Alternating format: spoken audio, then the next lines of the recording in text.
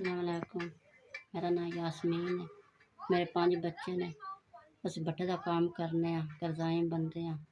ਸਾਡੇ ਕੋਲ ਨਾ ਖਾਣ ਹੈ, ਨਾ ਪੀਣ ਹੈ, ਨਾ ਕੱਪੜਾ ਹੈ, ਨਾ ਜੁੱਤੀ ਹੈ। ਸਾਡੇ ਹਾਲਾਤ ਬੜੇ ਖਰਾਬ ਨੇ। ਅਸੀਂ ਬੜਾ ਔਖਾ ਟਾਈਮ ਪੇ ਕੱਢਨੇ ਆ। ਆਪਣੇ ਬੱਚਿਆਂ ਨੂੰ ਅੱਜ ਖਵਾ ਨਹੀਂ ਸਕਦੇ। ਆਪਣਾ ਬੱਚਿਆਂ ਨੂੰ ਕੱਪੜਾ ਜੁੱਤੀ ਨਹੀਂ ਅਸੀਂ ਲੈ ਕੇ ਦੇ ਸਕਦੇ। 8 ਦਿਨਾਂ ਬਾਅਦ ਸਾਡਾ ਹਿਸਾਬ ਹੁੰਦਾ ਵੇ। ਸਾਨੂੰ ਇੰਨਾ ਖਰਚਾ ਪਾਣੀ ਨਹੀਂ ਮਿਲਦਾ। ਸਾਡੇ ਬੱਚੇ ਰਾਜ ਕੇ ਖਾ ਪੀ ਨਹੀਂ ਸਕਦੇ। ਨਹੀਂ ਕੱਪੜਾ, ਨਹੀਂ ਜੁੱਤੀ, ਨਹੀਂ ਚੰਗੀ, ਨਹੀਂ ਮਾੜੀ। ਅਸੀਂ ਬੜੇ ਔਖੇ ਤੇ ਬੜੇ ਮਜਬੂਰ ਆ। ਅਸੀਂ ਬੜਾ ਆਪਣਾ ਟਾਈਮ ਔਖਾ ਪੇ ਕੱਢਨੇ ਆ। ਰੱਬ ਵੀ ਜਾਣਦਾ ਵੇ। ਰੱਬ ਵੀ ਜਾਣਦਾ ਸਾਡਾ ਸਾਰਾ ਕਿਵੇਂ ਟਾਈਮ ਪਾ ਲੱਗਦਾ ਵੇ। ਹਾਂਜੀ, ਅਸੀਂ ਆਪਣੇ ਬੱਚੇ ਪਾਲਨੇ ਆਪੇ ਬੜੇ ਔਖੇ ਪਾਲਨੇ। ਨਿੱਕੇ ਨਿੱਕੇ ਬੱਚੇ ਨੇ ਬੱਠੇ ਤੇ ਬੜਾ ਔਖਾ ਵਕਤ ਪੇ ਗੁਜ਼ਾਰਨੇ ਆ।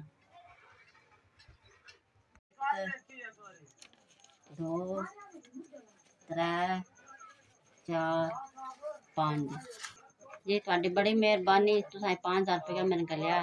अल्लाह पाक ਤੁਹਾਡੀ खैर करे। अल्लाह ਤੁਹਾਨੂੰ बाला देवे तो अल्लाह ਤੁਹਾਨੂੰ खुश ते बात रखे। राशन लियावांगे, बच्चों की जुत्तियां लियावांगे। ਤੁਹਾਡਾ भला वे जिन्हें 5000 रुपया मैंने दिता है। 5000 रुपया मेरे को आ गया जी। ਤੁਹਾਡਾ 5000 रुपया मेरे को आया है। रब की जात ਤੁਹਾਨੂੰ खुश रखे ते आबाद रखे। दुनिया ਤੁਹਾਡੀ मुताज होवे। अल्लाह ਤੁਹਾਨੂੰ बाले तो बाला देवे।